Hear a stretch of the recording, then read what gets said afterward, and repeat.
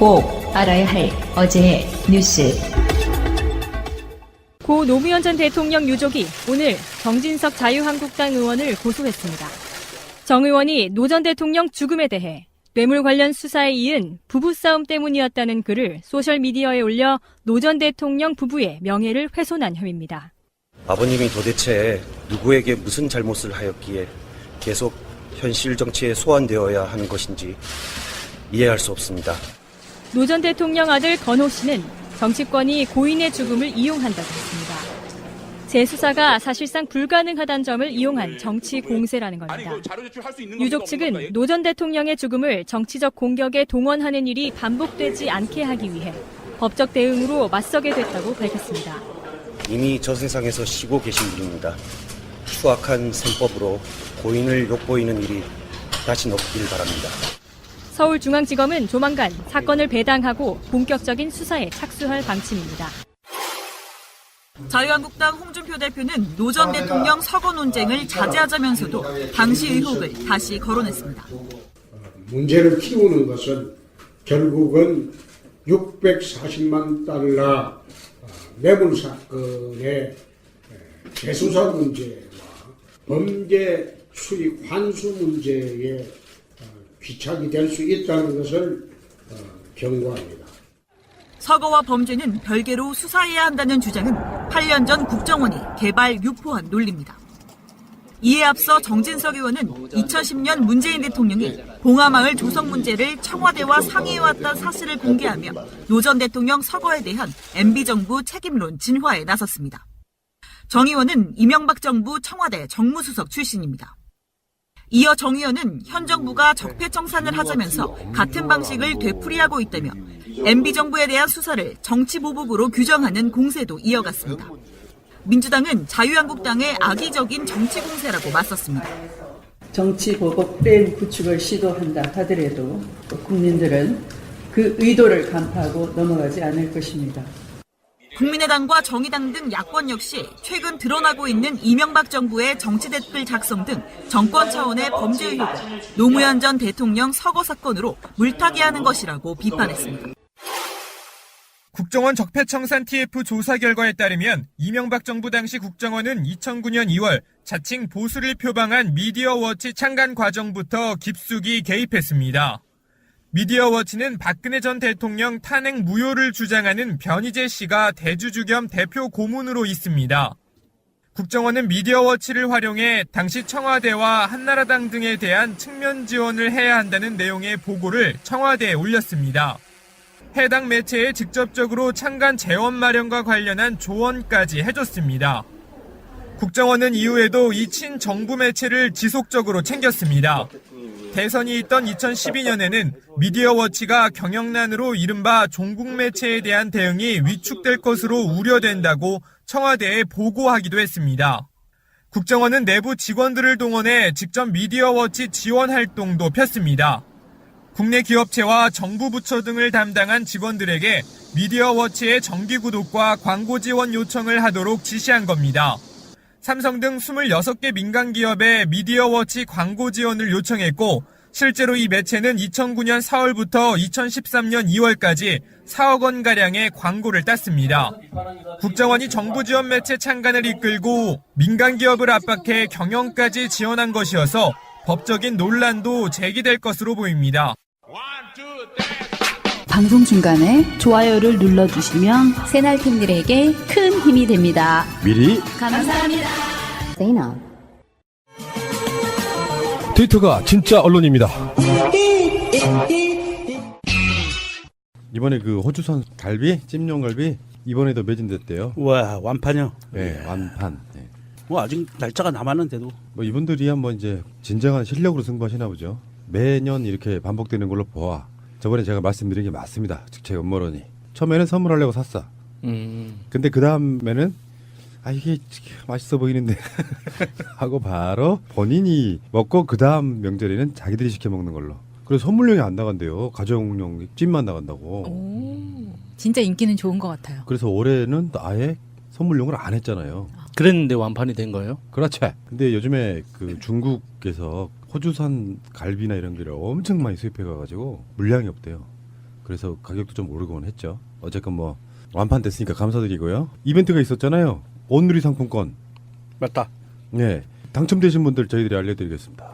전화번호 뒷자리와 성함입니다. 1743 김땡님, 3620 최땡원님, 4183 김땡안님, 4655 방땡원님, 1799 김땡곡님 이렇게 5분이시고요. 수요일까지 온누리 상품권 10만 원씩 보내드립니다. 와, 축하드립니다. 와, 10만 원 공짜로 먹은 거네요. 그러네요. 공짜로 먹은 거지. 양반들 한턱 쏴.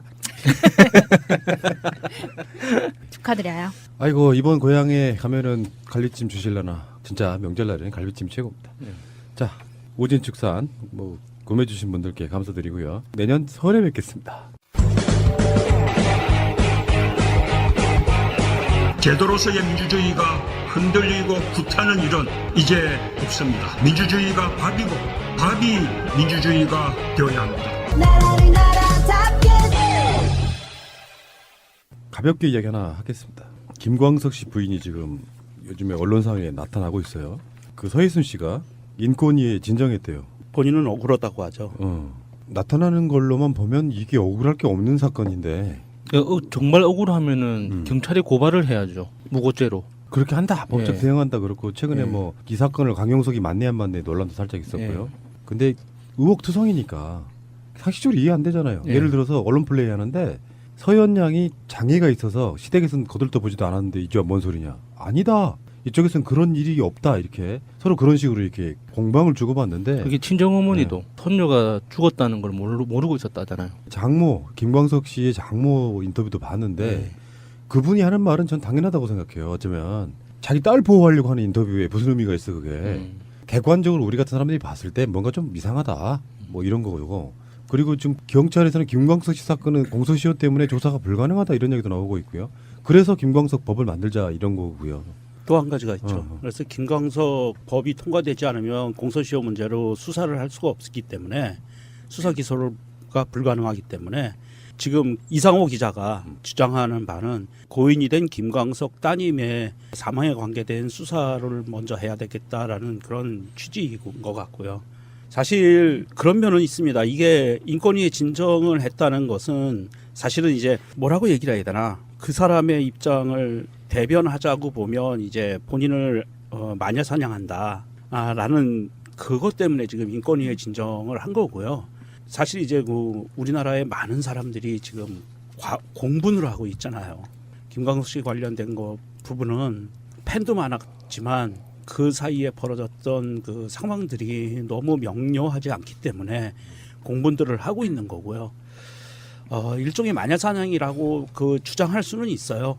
그런 부분도 없잖아 있고 모든 사람들이 지금 사실은 이제 심지어는 보배드림이나 뭐 이런 데서 보면 이 서혜순 씨의 그 신상털기도 들어가 있는 상황이고 과거에 이 양반이 그 김광석 씨 관련해서 음악에 관련된 그 질문사항 네이버 같은 데 올라온 질문사항 올라온 거에 대해서 본인 아이디로 추정되는 아이디를 이용해서 댓글을 달았는데 그것이 또 발견이 돼서 일파만파 문제가 커지고 있고요.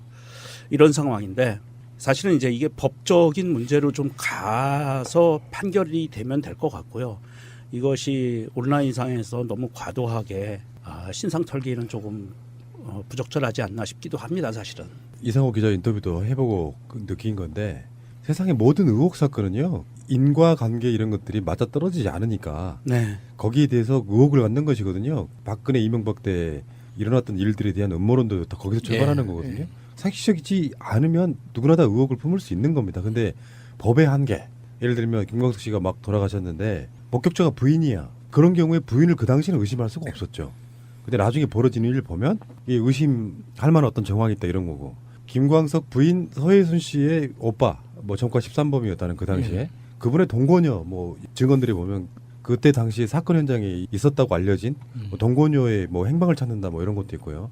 자 어쨌든 김광석 씨뿐만 아니라 세상의 모든 죽음은 억울하면 안 돼요. 그래서 최소한 살아있는 유족이 억울함이 좀 덜한 그래 이렇게 죽었구나라고 상황을 알게 되는 상황까지는 다 그 억울함을 해소해줘야 된다고 생각해요. 네, 뭐 세월호 사건도 사실 요구하는 게 그거잖아요. 네. 그렇게 억울함이 없어야지 남겨진 사람들이 조금이라도 마음 편하게 나머지 생을 살 수 있는 거죠.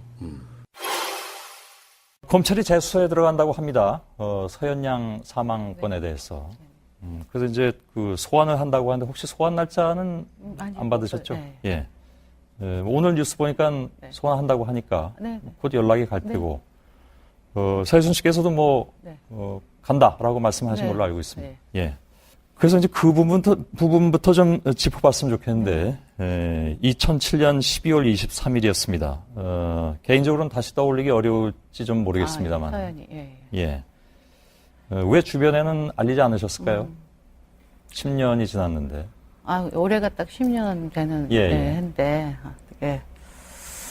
그때 겨울 이제 학교 다니고 있었거든요. 서연이가 중2인데, 나이는 이제 17살인데, 좀 이제, 장애우, 장애 2급이라. 예, 그건 알고 있습니다. 예. 그래서 이제 학교 아침에 데려다 주고 데리고 오고 해서 이제, 하여튼 좀 몸이 안 좋은 애로 일단 저희가 키웠는데, 일단은 갑자기 자다가 일단은 좀 애가 물 달라 그러면서 갑자기 쓰러져서 일단 응급하고 빨리 부르고 해서 일단 병원을 데리고 갔고, 일단 갑자기 사망이라서 저도 너무 좀 놀래고 황당하고 좀 상황이 그래가지고 저도 엄마를 부르고 해야 되는데 그때 좀 아버지가 또 4월달에 돌아가시면서 형제들하고 좀 사이도 안 좋고 저도 그때 소송이 안 끝나가지고 제가 좀 힘들었었어요. 사실은 경제적으로도 힘들고. 근데 사실 좀 애랑 이렇게 이걸 알린다는 게 제가 너무 겁도 났고 언제 기회가 되면 저는 이제 알리려고 했었던 건데 그냥 장애 엄마들한테 전화해서 서우 그렇게 됐다라고 얘기하기도 모르고 다음 날이 이제 방학이었거든요. 크리스마스. 그래서 그냥 조용히 보내는 걸로 하고 장례식을 그냥 치르고 했습니다. 근데 그 지점에서 하여간 여러 가지로 상식적으로는 이해가 안 가는 그런 부분들이 많이 발생을 합니다. 우선 경황이 없었다라는 것과 따님의 사망을 알리는 것은 그렇게 연관돼 보이진 않습니다. 상식적으로 보자면. 영장 김명수 대법원장의 임함 2017년 9월 25일 대통령 문재인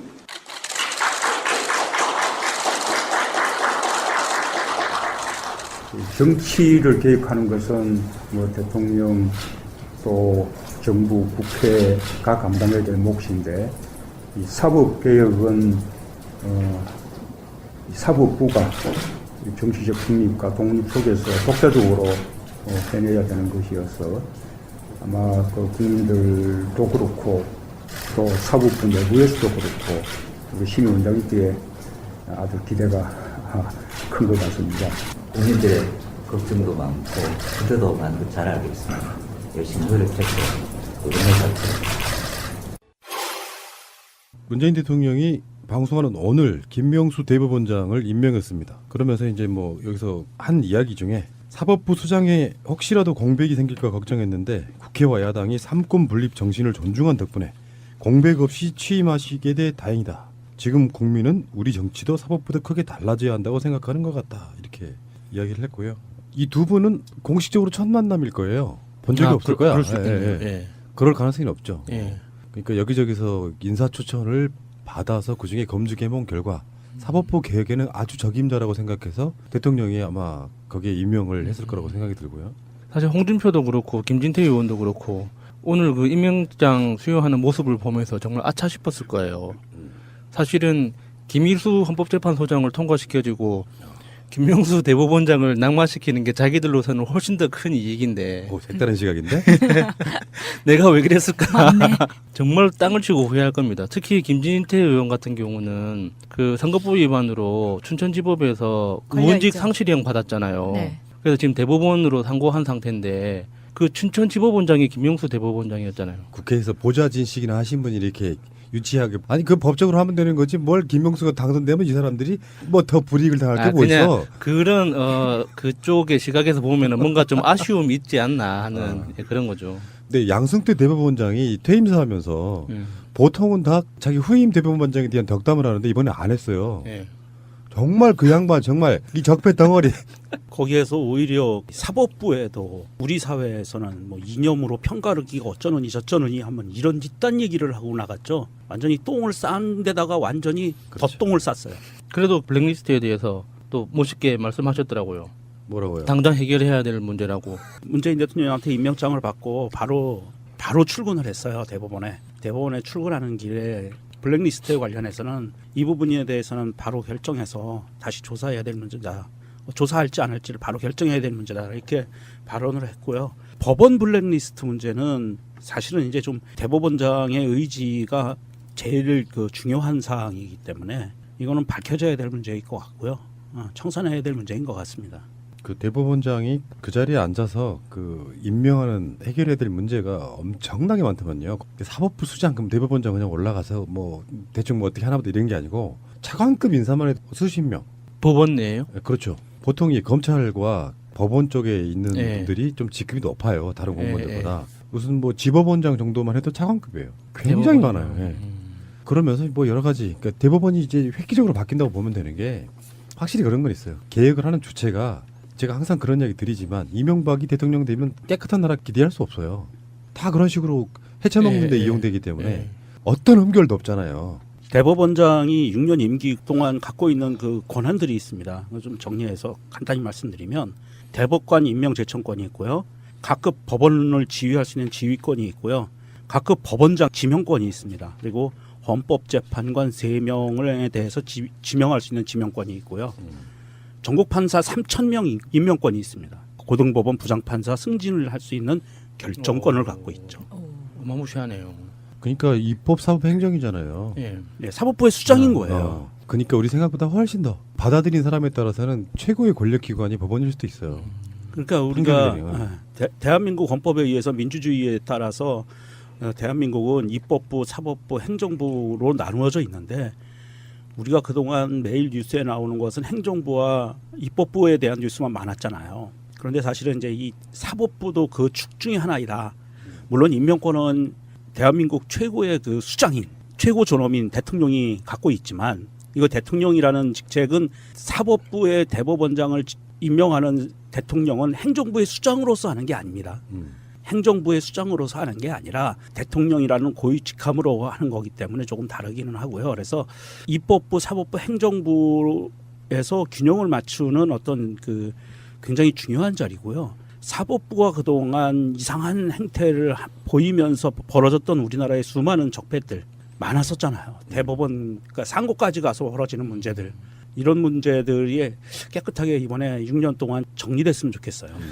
김명수 대법원장이 앞으로 인사나 이 행정을 처리하는 과정을 좀 언론이 자세히 취재해 주면 좋겠다는 생각이 드는 게요. 그 춘천지법원장뿐만 아니라 그 이전에 지법원장 이렇게 돌아다니면서 지법원장이 가지고 있는 권한 중에 가장 큰 게 각 판사들의 업무를 할당하는 거래요. 민사 중에서도 뭐 사회 경제 분야는 네가 해라. 교육 분야는 네가 해라. 형사 분야 중에서도 뭐 경제 뭐 이렇게 경제는 네가 해라. 뭐 폭력은 네가 해라. 이런 식으로 이제 나누는 게 그 지법원장의 가장 큰 권한 중에 하나인데 그걸로 미운 사람한테 일을 몰아준다는 거예요. 근데 김명수 대법원장은 지법원장 시절에 판사들 싹 다 모아놓고 나 나갈 테니 알아서 결정해라 하고 나갔대요. 굉장히 상징적이더라고요. 그런 행동 자체가. 법원 역사에서 그런 식으로 행정을 처리하는 사람이 있어 본 적이 없기 때문에. 그러니까. 그러면 그 민주적 절차에 의해서 행정을 하는 법원장이었다. 그런데 이제 이 대법원장 자리는 사실은 그런 부분은 좀 탈피해야 되고요. 대법원장은 민주적 절차도 중요하지만 그것은 하급 법원에서 할 일이고 대법원장이 사법부의 수장으로 할 수 있는 것은 나라를 똑바로 세우는 거예요. 사법부의 그 법률의 기초에서 나라를 똑바로 세우는 것이지 바닥에 서 있는 민주적 절차가 중요한 게 아니고요. 그래서 그 지금 야수님이 얘기한 것처럼 민주적 절차를 지킬 수 있는 법원장을 임명할 수 있는 권한은 있죠. 그런 거는 있고 대신에 준엄하게 법의 잣대를 제대로 세우는 것. 이것이 사법부의 수장으로서 가장 큰 책무죠. 법원이라고 하는 곳이 뭐 제가 들은 바가 여러 가지가 있어요. 근데 그걸 이야기 들어보면은 확실히 그 부분이 바뀌면 반대로 역순으로 세상이 또 바뀌는 구석이 있어요. 법원이 확 바뀌어버리면. 그래서 이게 대한민국 건국 이래 어쩌면 최대 호기를 맞았을 수도 있습니다. 이제 법원이라고 하는 게 조금 더 이렇게 그쪽에서 계시는 분들 이제 판사를 하면 그분들 뭐 권력지향적이 아니신 분들 빼고 권력지향적이신 분들은 최고의 로망이 대법관 되는 거예요. 그중에 이제 일부가 대법원장 하는 건데 기존에 있던 분들이 김명수 대법원장과 또 어떤 식의 다 선배들이잖아. 예. 어떻게 될지도 잘 모르겠고 그 부분도 아마 내부적으로 치아로 남투 비슷한 게 있을 거고 막 여러 가지 과정들을 거칠 거라고 생각합니다. 그러다가 이제 전에 그 헌법재판소장 이야기했었잖아요. 대법관이 못 되시는 분들 출세 가도를 쭉 달리다가 대법관이 못 됐어. 그런 분들이 이제 2차로 가는 곳이 헌법재판소로 알고 있거든요. 판사 좀 하시는 분들이나 이런 분들은 대부분 다 대법관을 일단 하고 싶어하는 뭐 그런 것도 있다고 하고요. 알겠습니다. 김명수 대법원장 기대하겠습니다. 새가 날아든다는 여러분들의 하트를 먹고 삽니다. 잊지 않으셨죠? 에피소드 제목을 누르고 플레이가 되면 오른쪽 위에 하트를 꾹 눌러주세요. 오늘도 감사합니다. 더 많은 분들이 들을 수 있도록 하트 꼭 눌러주세요. 문재인 대통령의 지지율이 하락세로 가다가 최근에 멈췄다 또는 조금 올랐다 뭐 이런 거거든요. 저는 이제 여기에 너무 이렇게 의미를 부여하는 건 좀 그렇지만 현재 계속 떨어지는 추세였잖아요. 80%대에서 70%대로 60%대 붕괴 뭐 이런 식으로 또 언론분들 설레발쳐요. 70%대만 나오면 80%대 붕괴, 60%대가 나오면 70%대 붕괴. 근데 뭐 이제 지금 보도에 의하면 유엔 총회 연설을 한 뒤에 하락세가 멈췄다 이렇게 이야기하거든요. 근데 하락세의 원인이 뭐였냐 보면 북핵. 그 언론들의 분석에 의하면은 박성진 후보자라든지 하는 부분은 하락세에 별로 영향을 못 미쳤대요. 민주진보 쪽은 나름대로 이렇게 붙잡고 있는데 북핵 이슈 같은 게 터지면 그건 문재인 대통령이 잘못해서가 아니에요. 어떻게 보면은 북핵 이슈 때문에 문재인 대통령 현재 대통령에 대한 지지가 민주진보 쪽 대통령이기 때문에 잘 못할 거라고 생각하는 사람들이 한참 보다가 북핵 아이씨 나는 그게 너무 웃기더라고. 근데 유엔 총회 연설하니까 또 이런 거 있잖아요. 공식적인 걸 너무 좋아하시는 분들 막 멋있잖아요. 반기문 사무총장 뭐 했다 그러면 세계의 대통령이 됐네. 막 생가먹으라고 난리 나는 사람들. 그분들이 보기엔 멋져 보였나 보죠. 근데 그 이야기가 나오더라고요. 문재인 대통령이 유엔에서 연설한 게 굉장히 품위가 있었다고. 두 망나니 사이에서 온전한 인간은 문재인 대통령밖에 없다. 그 내용 자체가 추상적인 게 아니라 문재인 대통령의 어떤 평생 살아온 삶과 한반도의 정치적 지형이 딱 이렇게 맞아떨어져 있잖아요. 그러니까 탈북민 그 자녀로서 평화라는 게 추상적이거나 정치적인 신념이 아니라 내 개인의 문제라는 이게 굉장히 쉽고도 설득력이 강했기 때문에 어느 나라에서도 딱히 반박하기 힘들었을 거라고 생각해요. 근데 이 지지율에 대한 이야기는 잘 생각해 보면 약간 좀 사유를 해보면 재밌는 구석이 있더라고요. 지금 더불어민주당 지지율은 50% 좀 못 되거나 50%좀 된단 말이에요. 근데 문재인 대통령의 지지율은 최근에 가장 가깝게 나온 지지율은 65.6%야. 그러니까 사실상 66%니까 66%라고 하면 3분의 2잖아요. 대한민국 국민 3분의 2가 문재인 대통령 지지해. 근데 그 지지라는 게 어떤 개념이냐면 문재인 대통령은 지지하지만 더불어민주당은 지지 안 해. 그게 16%좀 남아 있는 거잖아요. 50%하고 66%라고 하면 그 지지율이라는 게 나는 어떤 투표를 해도 당신네들 안 찍어. 근데 내가 봤을 때도 문재인 대통령은 잘하는 거야. 그 표가 16%좀 남아 있는 거예요. 기준은 더불어민주당의 지지율 또는 뭐 정의당의 지지율, 국민의당의 지지율을 합친 그 지지율과 문재인 대통령의 지지율과 이렇게 플러스 마이너스 뭐 이렇게 해보면 대략적으로는 제가 봤을 때는 보수 쪽 표는 거의 다 빠졌다고 보면 돼요. 계산 한번 해보시면 돼요. 각 당의 지지율까지 합쳐보면 나는 국민의당 지지하는데 대통령 문재인 잘하고 있어. 정의당 지지하는데 대통령 문재인 잘하고 있어. 민주당 지지하는데 대통령 문재인 잘하고 있어. 그거를 합쳐보면 별로 차이가 안 나더라. 이게 이 지지율 놓고 봤을 때 북핵 이슈 같은 게 터져서 그 지지율이 빠지는 것도 이렇게 지켜보면 확실히 보수 진보의 어떤 그 지형이요 확 바뀌어 있다는 게 좀 느껴져요. 그 보수 진보의 의미 자체가 달라지고 있다는 뜻이에요? 그러니까 이전에는 뭐 박근혜가 이제 부정선거라고 해도 예를 들면 50대 50, 49대 51 이런 지형이었다고 하면은 지금 현재는 자유한국당 쪽에서도 지지율 많이 올라봐야 한 15%좀 나와요. 그 지지율 플러스 바른정당 플러스 해봐야 20% 정도밖에 안 돼요. 그러니까 요게 당장 잘못하고 잘하고 이런 거를 떠나가지고 이거 3당 합당 쪽으로 올라가야 되는데 3당 합당 때는 김대중 대통령이 전라도권을 제외하고는 모든 지역이 다 몰려가서 3당이 합당해버린 거잖아요. 그 이후에 문재인 대통령과 촛불을 딱 기점으로 해가지고 완전 정반대 현상 나타난 거다. 민주 세력이지만 영남 PK 쪽에 있던 분들이 다 김영삼한테 몰려가면서 그쪽에 있던 굉장히 많은 분들의 투표를 하면 완전히 그 당시에 파란색 또는 나중에 새누리당이면 파란색으로 이렇게 완전 색깔을 칠하던 그 세력의 지지가 완전히 바뀌었다. 신삼당 합당 효과를 누리고 있을 만큼 문재인 대통령 지지율이 고공행진하고 있는 것다라고 보는 거거든요. 지금 현재 그 회복했다는 지지율 자체도 절대 작은 게 아니잖아요. 근데 출발점이 너무 워낙 높았기 때문에 언론에서는 붕괴라는 말을 쓰고 싶었던 거죠. 붕괴는 무슨 조정이라고 봐야지.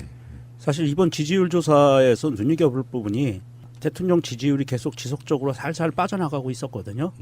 그런데 이번에 유엔 연설을 기점으로 빠져나가던 것이 멈췄어요.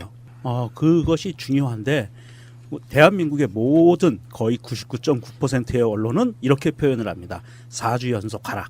그렇게 표현하고 있어요. 그러니까 이런 거지. 속마음은 빠져 계속 부채질하는 거예요. 네. 아무것도 아닌 거 가지고. 그 지지율이 사실은 현대 정치의 사실은 대부분이에요. 선거를 제외한 나머지 평상시 때는 지지율을 보면서 청와대들은 뭘 신경 쓸 것 같아요. 청와대는 두 가지 신경 쓴다고 봐요. 세 가지. 첫 번째가 지지율이고 청와대 입장에서 보면 무슨 부동산 정책 이슈 하나 툭 던졌을 때 어떻게 받느냐. 두 번째는 조중동. 아직까지도 이것도 일종의 언론의 협치 같은 건데 조중동이 거기에 대해서 우호적으로 반응하면 선거하는 거야. 그리고 하나 더가 저는 팟캐스트라고 봐요.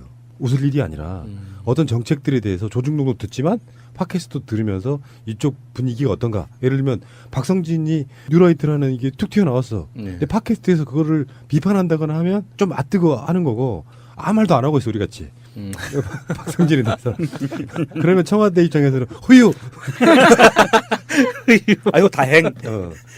근데 그걸 수치로 나타낼 수 있는 거는 지지율밖에 없으니까. 그렇잖아요. 노무현 대통령 때 정권도 뺏겼지만 그 정권이 뺏기게 된 배경이 뭐예요? 이쪽 사람들이 투표할 의미를 잃어버리게 만들어서 일단 정권, 정부, 대통령 지지율을 쭉 빼놓고 그 다음에 거기에 관련돼 있는 대선 후보의 지지율도 뭐 20%, 30% 이렇게 만들어 놓고 이명박 지지율은 50% 이상을 만들어 놓으면 누가 가서 투표를 해? 그러니까 지지율이라는 게 알고 보면 이게 정말 뭔가 조작된 게 있다면 완전 범죄에 가까운 거지만 어쨌든 간에 지금 보면 이 지지율만으로 보면 제가 봤을 때는 문재인 대통령 지지율은 정말 특별하게 잘못하지 않는 한 앞으로 50% 밑으로 빠질 가능성은 없어 보여요. 몇 년 동안 계속.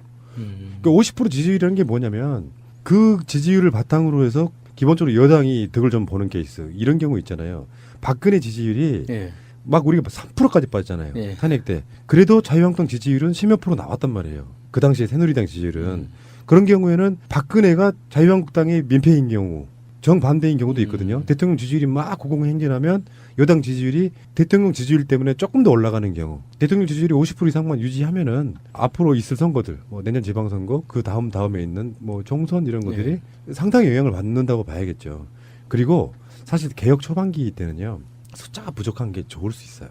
통과는 잘 안 되는데 국민들이 입장에서 자 선거만 기다린다 이렇게 해서 일단 뭐 국회의원 선거는 아니지만 지방선거 같은 때 확 여당 밀어주고 그리고 그때까지도 계속 그런 식의 국회에서의 논란이 계속 생기면 국회의원 총선에서도 확 밀어주고 하는 그런 반작용이 분명히 있거든요. 그래서 지지율이 높은데 의회에서는 계속해서 뭔가 이렇게 불협화음이 나는 거를 국민들이 꼴을 못 보게 되는 이 지지율이라고 하는 게 66%다. 제가 항상 드리는 말씀 있잖아요. 모든 여론조사에서 60% 이상만 되면 여론조사에서 의미가 없다.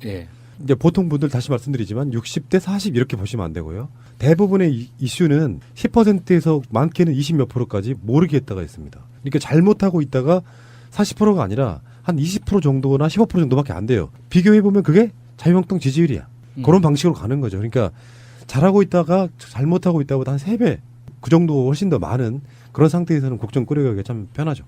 그런데 이 지지율이 이제 나오는 어떤 배경을 보면 박지원 전 국민의당 대표의 말이 저는 굉장히 중요하다고 봅니다. 그러니까 사실은 트럼프도 김정은도 문재인 대통령 지지율 유지하는 데 좀 도움이 돼요. 어쩜 저렇게 격이 다를까 하는 것들. 그래서 그 박지원 대표가 인터뷰에서 이런 얘기를 했어요. 김정은이 남한과는 대화를 하려 하지는 않지만 김정은도 이러한 상황이 고민스럽기 때문에 문 대통령이 김정은에게 탈출구를 열어줄 수 있는 대화, 북미 간의 대화를 계속 촉구하면 북한은 북미 간 대화 및 미국의 의중을 파악하기 위해서라도 우리와 대화에 나설 것이라고 말했습니다. 그러니까 이게 이렇다고 사실은 이게 대단한 예언이 아니고요. 예. 살다 보면 이건 당연한 결과예요. 지금 상황이 보면. 딱 그렇죠. 지금 당장 둘이 싸우는 사람 둘 사이에 끼어서 너희들이 직접 화해하라고 하면 화해가 잘 될 리가 없잖아요. 당연히 누군가 중재자가 있어야 되는데 우리 대한민국이 중재자가 된다는 말이 좀 어색한 건 이해합니다. 우리가 동북아 상황의 당사자인데 우리가 중재자로 나선다는 게. 하지만 지금 김정은과 트럼프의 감정적 대립을 보면 충분히 훌륭한 중재자가 될 수 있거든요. 둘 다 너무 심하게 가고 있다고 이야기하면. 그래서 나한테 이야기해. 불만이 있는 거 나한테 이야기해. 이런 식으로 가면 거부할 이유가 없죠, 둘 다.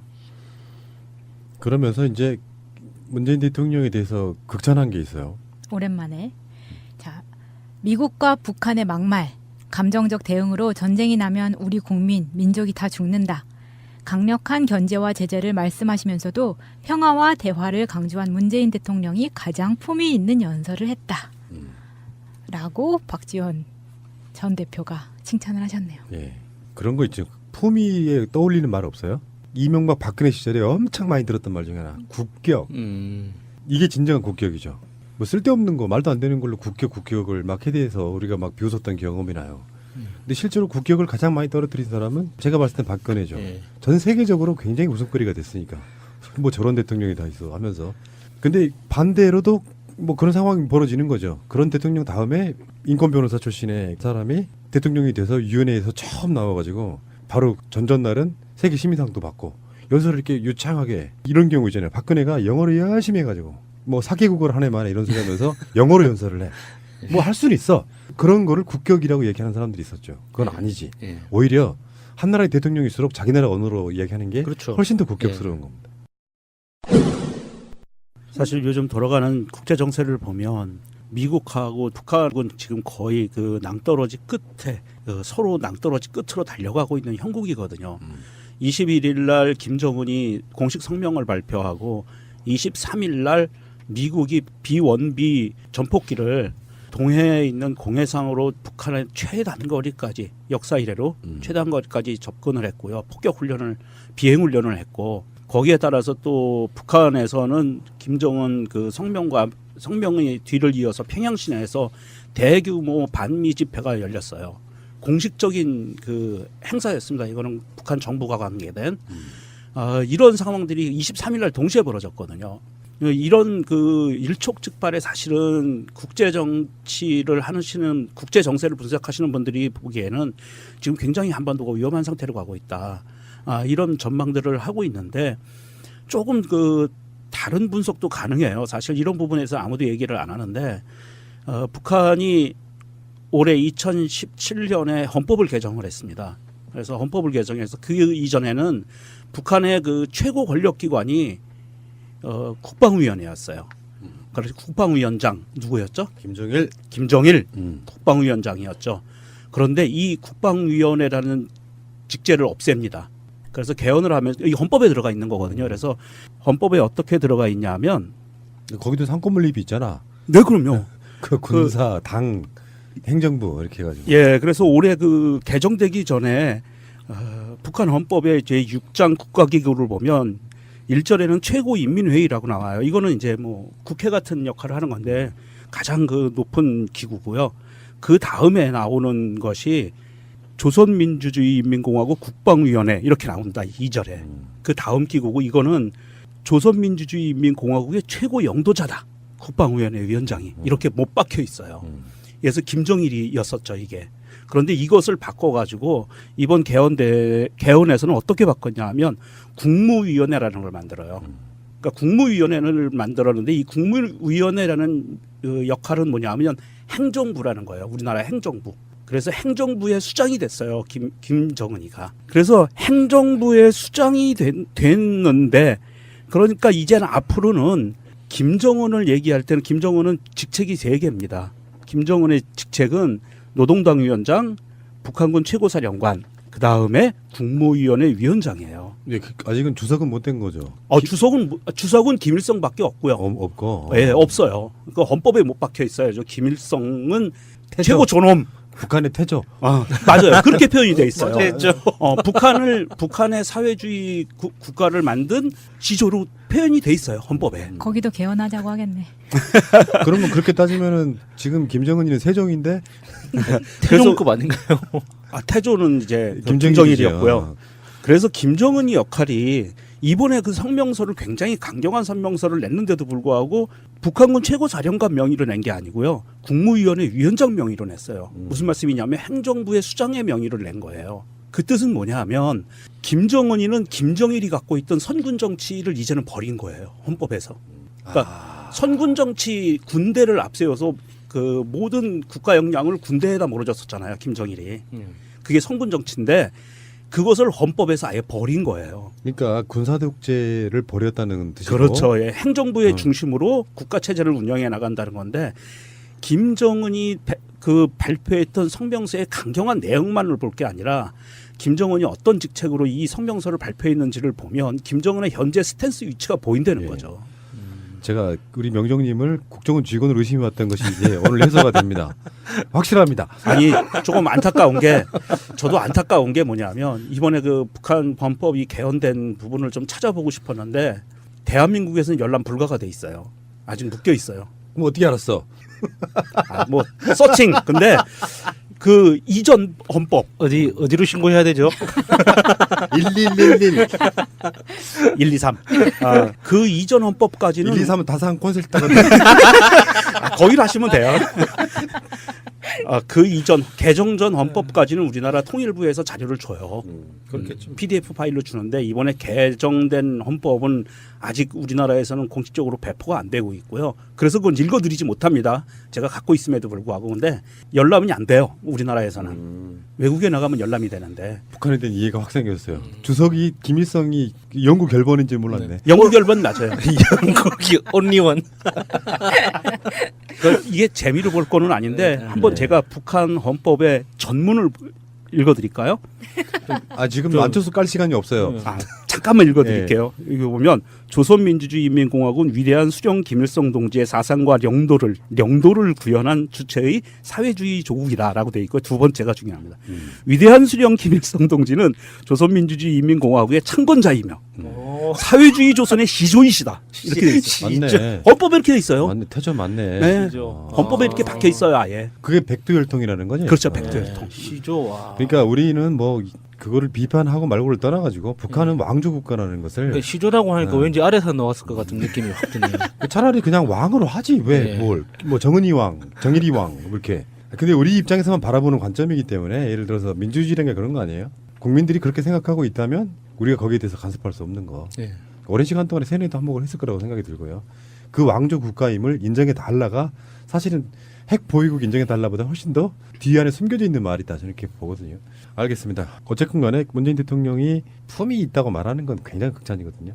상대 당에 대해서. 그렇죠. 이게 어떤 분위기냐면은 이게 박지원의 노련한 어쩌면 정말 나쁜 의도로만 보면 이간질이에요.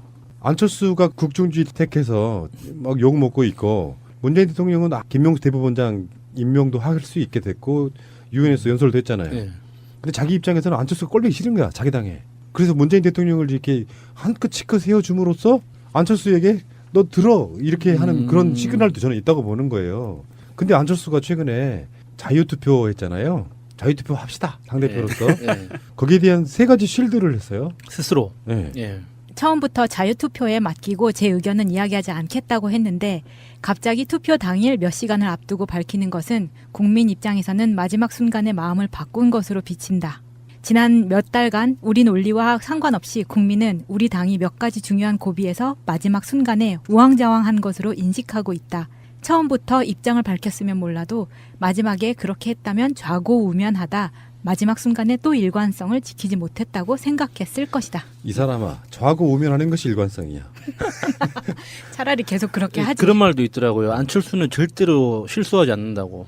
왜냐하면 어떤 선택도 하지 않기 때문에 절대 실수하지 않는다고 하더라고요. 마지막 순간에 마음을 바꾼 것으로 비친다는 게 좀 열받는 게 이런 거예요. 사실은 우리가 뭐 적폐청산이나 사법부 개혁이나 놓고 김명수 같이 확실하게 이건 제가 봤을 때 앞으로 문재인 대통령 임기 끝까지 김명수 같은 후보자 나오기 힘들어요. 어떤 흠결도 없잖아요. 흠결이라고 잡는 것 자체도 흠결도 아니었어 사실은. 근데 이런 사람을 놓고 마지막 마음을 바꾼 것으로 비친다. 뭐 이게 무슨 논리예요? 문재인 대통령과는 아무 상관없이 그 사람이 대법원장 후보자로서 마음이 들고 험결이 없다면 해주는 게 맞지. 예. 근데 그렇죠. 만약에 당대표라는 게 본인 입장에서 김명수 후보자에 대한 찬성의 마음이 있었다고 하면 어떤 식으로든지 그 마음을 비췄을 거예요. 마음에 안 들었으니까 끝까지 자유투표하라고 했던 거 아닙니까? 그러니까 자기는 김명수 후보자가 마음에 안 들고 문재인 대통령이 마음에 안 드는 거거든. 저는 이렇게 보는 거거든요. 안철수가 뭐 그 후보자에 대해서 고민을 했을 것 같지는 않아요. 이 반대 실드도 가능해요. 만약에 당론이라는 걸 정해서 찬성하라고 했다면 이렇게 반대로 말했을 거예요. 우리는 더불어민주당과 문재인 정부에게 탄압받고 있지만 김명수 후보자가 워낙에 좋음으로 당론으로 선택해서 결정했다. 이렇게 했을 거라고. 그러니까 자기 입장에 따라서 실드가 이런 식이라는 거고. 두 번째. 대법원장 후보에 대해 찬반을 밝혔다면 이번만이 아니라 앞으로 계속되는 인사투표에서 매번 찬반을 밝히라고 요구받을 것이 자명하다. 이 논리는 방금 했던 논리랑 또 똑같이 말씀드려보면 돼요. 당대표가 당론으로 투표하라고 그러는데 다 따라오는 것도 아니야. 그거는 뭐 전자투표로 남아있는 것도 아니고 수기로 써서 하는 기록이기 때문에 몰라. 그렇지만 예를 들어서 이 반대의 경우 있을 수 있잖아요. 대법원장 후보자건 무슨 후보자건 올라왔는데 너무 안 좋아. 부동산 투기에 병역비리 다 있어. 그럼 어떻게 할 건데? 반대해야지. 그러면 그 다음에 나중에 어떻게 할 거냐고. 인사투표 문제가 아니라 그냥 정치 일반 여러 가지 그 정책의 문제에 있어서도 당연히 찬반 여부를 묻잖아요. 일상적인 질문인 거고 정치인으로서 당연히 답해야 되는 거예요. 그러니까 이것도 착각이라는 거예요. 네. 자기 의견을 밝힌다고 해서 그 당 사람들 우르르 몰려가 따르는 게 아닌데 제가 전에 말씀드렸잖아요. 안철수의 충격적인 패배라고.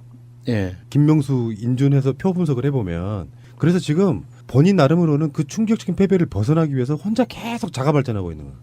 누가 묻지도 않아서 솔직히 말씀드려서. 안철수가 그랬다잖아요. 그 앞으로 계속되는 인사투표에서 매번 찬반을 밝히라고 요구받을 것이 자명하다. 하나마나 한 소리죠. 이거 매일 아침이 되면 나는 배가 고플 것이 자명하다. 이런 말하고 똑같은 거예요. 아무 의미가 없는 거죠. 정치인으로서 당연히 현안에 대해서 자기 의견을 밝히는 게 정치인의 도리인 거지. 그러면은 누군가 의견을 물어보면은 안 알려주지 하면서 계속 회피하는 게 정치인이 할 일은 아닌 거죠. 뭐 사안 사안마다 뭐 문재인 대통령이 어쩌고저쩌고 막 비판하는 거 있잖아요. 예. 그것도 그런 말을 하지 말아야 돼. 예. 뭐 이 논리를 떠나가지고 예. 말도 안 되는 소리 하고 있어. 세 번째는요. 후보자 김명수 대법원장은 제 고등학교 동문입니다. 제 경우는 당대표이기 때문에 재척 사유에 해당합니다. 제가 의견을 밝혔다면 이와 연관을 지어 온갖 억측이 난무했을 것입니다. 와, 대단한 논리예요. 진짜 화장실 물 내리는 소리예요. 이거는 진짜. 이게 재척 사유라는 게 참 웃긴다. 재척 사유인데 트럼프도 동문이라고 그랬잖아요. 이 부산고 출신 관련해서 우리가 160표로 이겼잖아요. 김명수. 예. 몸빨로 다 됐구나. 예. 우리가라는 표현을 160표로 이겼는데 이 중에 우리가 저번에 분석할 때 푸나님이 160표 정도 그 예상하셨잖아요. 160표가 국민의당이 20에서 25석 정도를 투표하면 160석 정도 확보된다고 이렇게 분석을 했는데 그게 아닐 가능성이 있다는 거예요. 바른정당에서도 하태경 의원이 대표적으로 찬성표를 던졌다잖아요. 그리고 자유한국당 측에서도 부산고 출신 의원들이 몇 명 있답니다. 그래서 그 사람들이 당론하고 상관없이 야 부산고는 가야 돼 이 논리로 찬성했다는 썰이 있어요. 아니 그리고 김명수 대법원장이 고3 때 안철수는 중3이었어요. 겹치지도 않고 이렇게 치면은 앞으로 서울대 부산고는 안 되겠네요. 와튼도 그렇고. 아니 이거 와튼스쿨 동문이라고 트럼프하고 얘기가 잘 될 거라고 그렇게 지입으로 공공연하게 얘기를 해놓고 나서 창피해 진짜. 아니 이제는 고등학교는 안 되는 거네. 고등학교 동문은 외국 대학은 되고. 아이고 찌질하기가 진짜 이거 아니 변명도 이렇게 변명을 할 정치인이 이 정도 수준밖에 안 돼요. 나는 이과생의 한계를 봤어요. 이 세 가지에서 논리적이지도 않고. 지금 이과 비하하시는 거예요? 네, 비하는 건 맞습니다. 아, 나 이과인데. 한 사람만 비하겠습니다. 어떤 넓은 품도 없어. 자기 방어를 위해서 논리를 만들어내는데 그 논리의 내용들을 보면 문과 출신 제 입장에서 보면 이게 논리가 아니다라고 생각하는 어떤 생각들이 있잖아요. 조금 더 큰 관점으로 아까 야수님도 이야기를 했지만 정치인이 어떤 사안에 대해서 자기 의견 밝히는 건 당연한 거예요. 네. 이게 착각이라고. 자기가 당대표니까 당대표가 그것을 결정해버리면 다 따라올 거라고 착각하는 말도 안 되는 소리 하는 거죠. 그러네. 큰 착각이에요. 반장급 착각이죠. 밝힌다고 해서 따라올 사람은 내가 봤을 때는요. 안철수 스타일을 이렇게 곰곰이 들여다보면 정치 오리한 사람들이 보기엔 되게 구상유치해요. 그러니까 정치권에 사회단체나 무슨 행정부에 있거나 법관 나가라 검사하다 들어온 사람들은 뭔가 좀 노련한 느낌이 나는데 안철수는 노련한 느낌이 없어. 정치적으로 어떤 느낌이. 그러니까 품에 앉지를 못하는 스타일인데 정치 오리한 사람들이 보면 대중적 인기가 그나마 좀 있어서 뭐 대선 후보도 하고 막 그러긴 했는데 막상 이렇게 논리를 펴는 거 보면 우리가 말투도 그렇지만 정말 어린애 같잖아요. 네. 그걸 구상유치하다고 하는 거야. 초등학교 4학년 그 느낌이라고 얘기하는 거잖아요. 근데 그 사람들이 보기에 안철수가 무슨 찬반 의견 밝힌다 그래서 와, 그 대표님이 찬성하셨다. 따라갑니까? 국회의원들 대부분 그냥 웃어요. 비웃어요. 완전한 대한민국 문재인과 손잡고 다시 하는 우리 대한민국. 저는 훨씬 더 큰 이익인데. 색다른 시각인데? 내가 왜 그랬을까? 정말 땅을 치고 후회할 겁니다. 특히 김진태 의원 같은 경우는 그 선거법 위반으로 춘천지법에서 의원직 상실형 받았잖아요. 네. 그래서 지금 대법원으로 상고한 상태인데 그 춘천지법원장이 김용수 대법원장이었잖아요. 국회에서 보좌진식이나 하신 분이 이렇게 유치하게 아니 그 법적으로 하면 되는 거지 뭘 김명수가 당선되면 이 사람들이 뭐 더 불이익을 당할 게 뭐 있어. 그런 그쪽의 시각에서 보면은 뭔가 좀 아쉬움이 있지 않나 하는 그런 거죠. 근데 양승태 대법원장이 퇴임사하면서 보통은 다 자기 후임 대법원장에 대한 덕담을 하는데 이번에 안 했어요. 네. 정말 그 양반 정말 이 적폐 덩어리.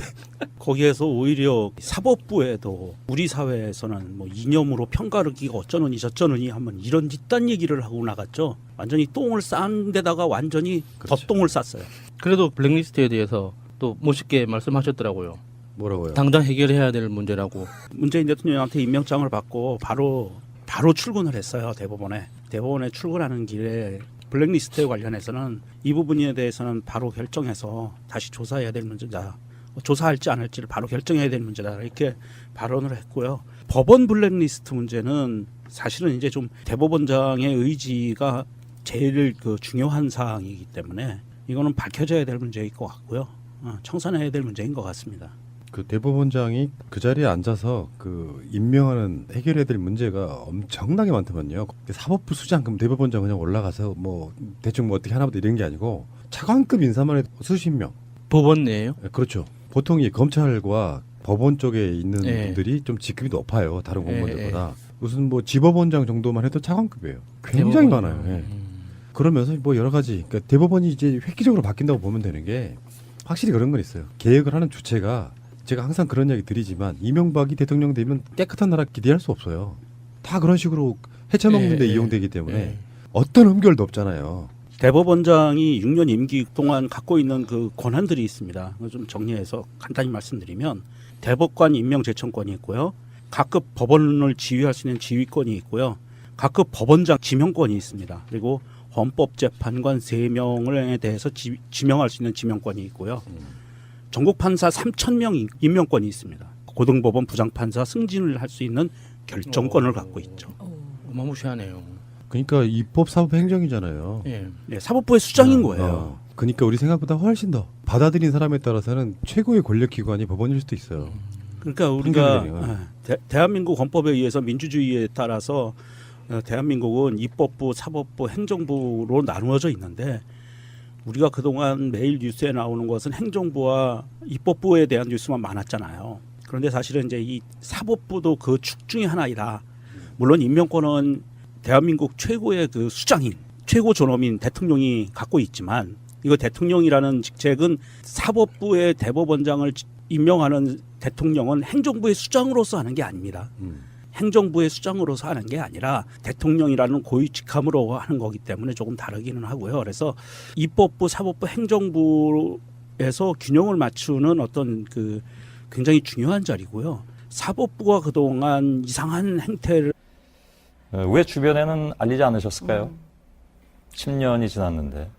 올해가 딱 10년 되는 해인데 그때 겨울 이제 학교 다니고 있었거든요. 서연이가 중2인데 나이는 이제 17살인데 좀 이제 뭐 장애 2급이라. 그건 알고 있습니다. 그래서 이제 학교 아침에 뭐 데려다주고 데리고 오고 해서 이제 뭐 하여튼 뭐 좀 몸이 안 좋은 애로 일단 저희가 키웠는데 일단은 뭐 갑자기 뭐 자다가 일단은 좀 애가 뭐 물 달라 그러면서 갑자기 쓰러져서 일단 뭐 응급하고 빨리 부르고 해서 일단 병원을 데리고 갔고 일단 뭐 갑자기 뭐 사망이라서 저도 너무 좀 놀래고 황당하고 좀 상황이 그래가지고 저도 뭐 엄마를 뭐 부르고 해야 되는데 그때 좀 아버지가 또 4월달에 돌아가시면서 형제들하고 좀 사이도 안 좋고 저도 그때 소송이 안 끝나가지고 제가 좀 힘들었었어요. 사실은 경제적으로도 힘들고 근데 사실 좀 뭐 애랑 이렇게 이걸 알린다는 게 제가 너무 겁도 났고 언제 기회가 되면 저는 이제 알리려고 했었던 건데 그냥 장애 엄마들한테 뭐 전화해서 서우 그렇게 됐다라고 얘기하기도 모르고 다음 날이 이제 방학이었거든요. 크리스마스. 그래서 그냥 뭐 조용히 보내는 걸로 하고 장례식을 그냥 치르고 했습니다. 근데 그 지점에서 하여간 여러 가지로 상식적으로는 이해가 안 가는 그런 부분들이 많이 발생을 합니다. 우선 경황이 없었다라는 것과 따님의 사망을 알리는 것은 그렇게 연관돼 보이지는 않습니다. 상식적으로 보자면. 영장 김명수 대법원장의 임함 2017년 9월 25일 대통령 문재인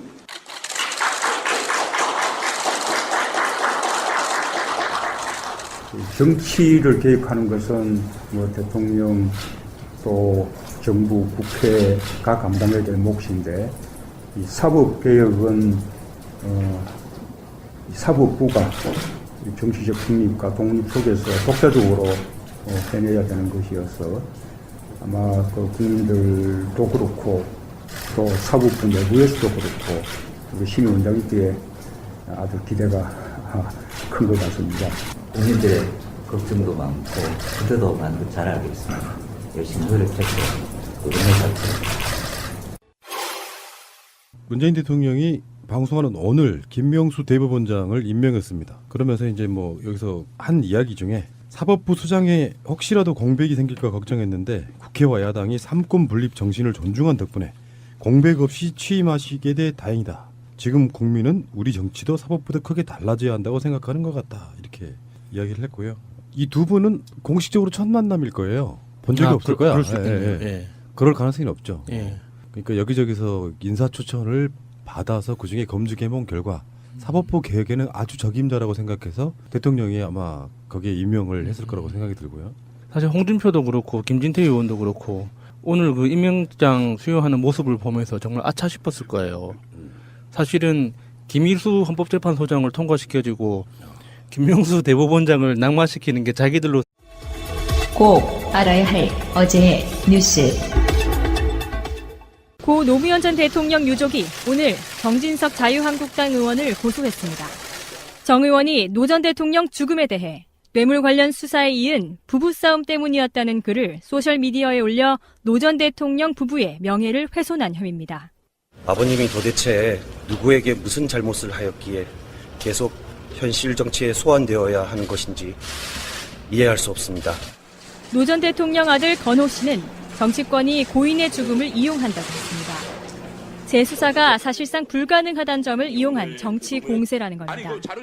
유족 측은 노 전 대통령의 죽음을 정치적 공격에 동원하는 일이 반복되지 않게 하기 위해 법적 대응으로 맞서게 됐다고 밝혔습니다. 이미 저 세상에서 쉬고 계신 분입니다. 추악한 셈법으로 고인을 욕보이는 일이 다시는 없길 바랍니다. 서울중앙지검은 조만간 사건을 배당하고 본격적인 수사에 착수할 방침입니다. 자유한국당 홍준표 대표는 노 전 대통령 서거 논쟁을 자제하자면서도 당시 의혹을 다시 거론했습니다. 문제를 키우는 것은 결국은 640만 달러 뇌물 사건의 재수사 문제와 범죄 수익 환수 문제에 귀착이 될 수 있다는 것을 경고합니다. 서거와 범죄는 별개로 수사해야 한다는 주장은 8년 전 국정원이 개발 유포한 논리입니다. 이에 앞서 정진석 의원은 2010년 문재인 대통령이 봉하마을 조성 문제를 청와대와 상의해왔다는 사실을 공개하며 노 전 대통령 서거에 대한 MB정부 책임론 진화에 나섰습니다. 정 의원은 이명박 정부 청와대 정무수석 출신입니다. 이어 정 의원은 현 정부가 적폐청산을 하자면서 같은 방식을 되풀이하고 있다며 MB정부에 대한 수사를 정치보복으로 규정하는 공세도 이어갔습니다.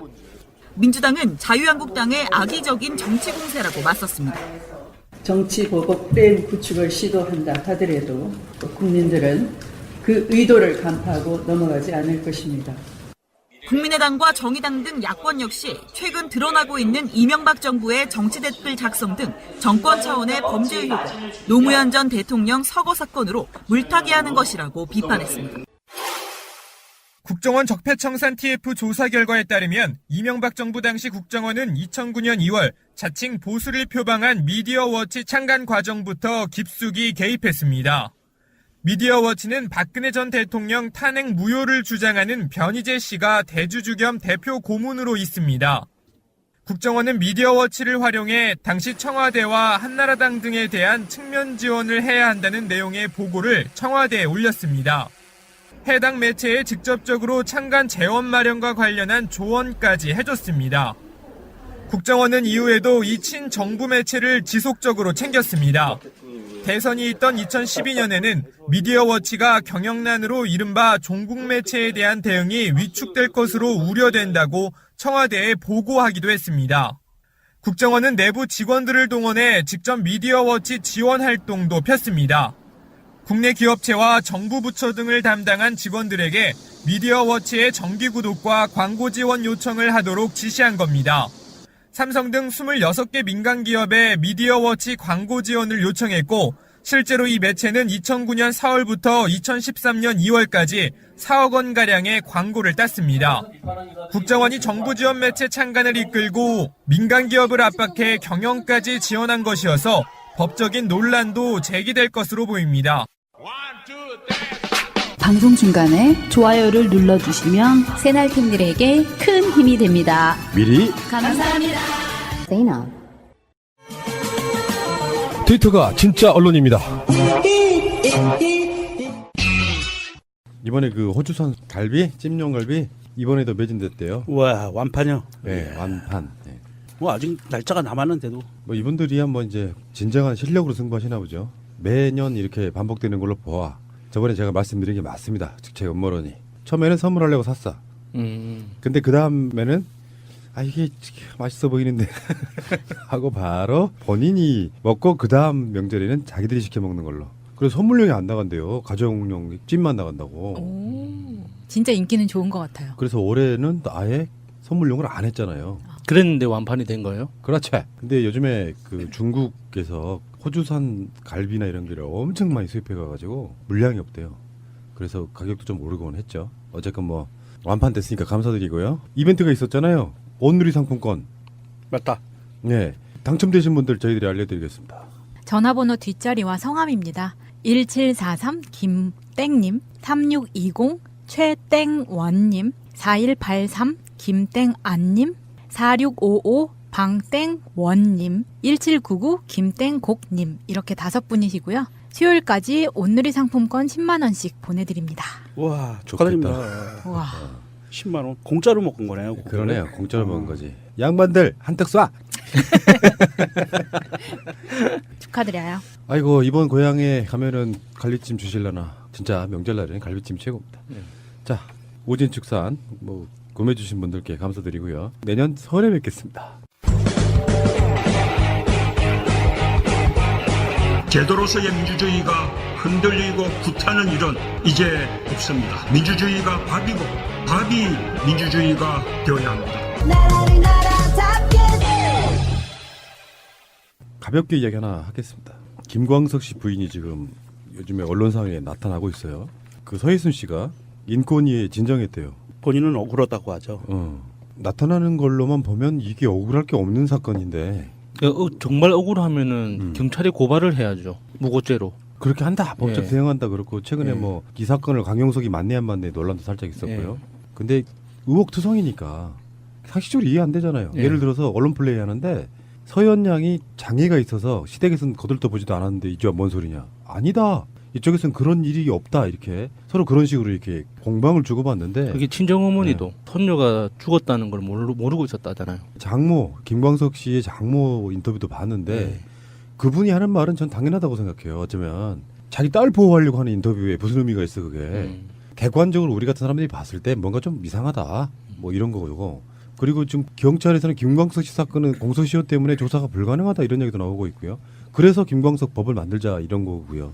또 한 가지가 있죠. 그래서 김광석 법이 통과되지 않으면 공소시효 문제로 수사를 할 수가 없기 때문에 수사 기소가 불가능하기 때문에 지금 이상호 기자가 주장하는 바는 고인이 된 김광석 따님의 사망에 관계된 수사를 먼저 해야 되겠다라는 그런 취지인 것 같고요.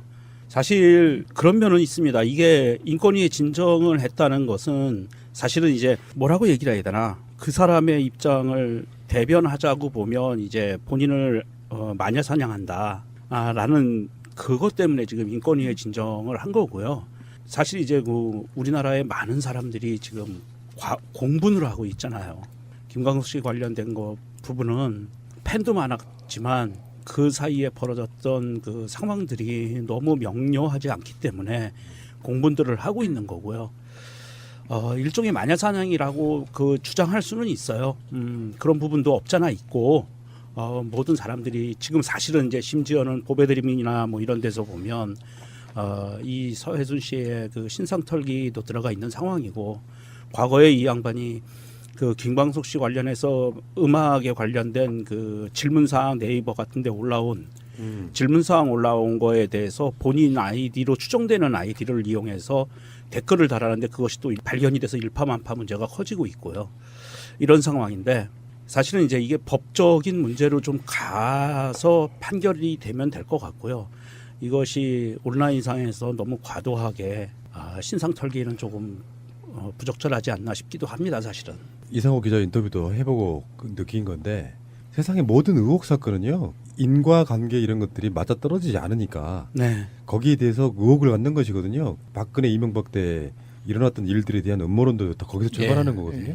상식적이지 않으면 누구나 다 의혹을 품을 수 있는 겁니다. 근데 법의 한계 예를 들면 김광석 씨가 막 돌아가셨는데 목격자가 부인이야. 그런 경우에 부인을 그 당시에는 의심할 수가 없었죠. 근데 나중에 벌어지는 일을 보면 이 의심할 만한 어떤 정황이 있다 이런 거고 김광석 부인 서혜순 씨의 오빠 뭐 전과 13범이었다는 그 당시에 그분의 동거녀 뭐 증언들이 보면 그때 당시 사건 현장에 있었다고 알려진 뭐 동거녀의 뭐 행방을 찾는다 뭐 이런 것도 있고요. 자 어쨌든 김광석 씨뿐만 아니라 세상의 모든 죽음은 억울하면 안 돼요. 그래서 최소한 살아있는 유족이 억울함이 좀 덜한 아 그래 이렇게 죽었구나라고 상황을 알게 되는 상황까지는 다 그 억울함을 해소해줘야 된다고 생각해요. 네, 뭐 세월호 사건도 사실 요구하는 게 그거잖아요. 그렇게 억울함이 없어야지 남겨진 사람들이 조금이라도 마음 편하게 나머지 생을 살 수 있는 거죠. 검찰이 재수사에 들어간다고 합니다. 서현양 사망건에 대해서. 그래서 이제 그 소환을 한다고 하는데 혹시 소환 날짜는 안 받으셨죠? 예. 오늘 뉴스 보니까 소환한다고 하니까 곧 연락이 갈 테고 서혜순 씨께서도 뭐 간다라고 말씀하신 걸로 알고 있습니다. 예. 그래서 이제 그 부분부터 좀 짚어봤으면 좋겠는데 2007년 12월 23일이었습니다. 개인적으로는 다시 떠올리기 어려울지 좀 모르겠습니다만. 사연이, 예.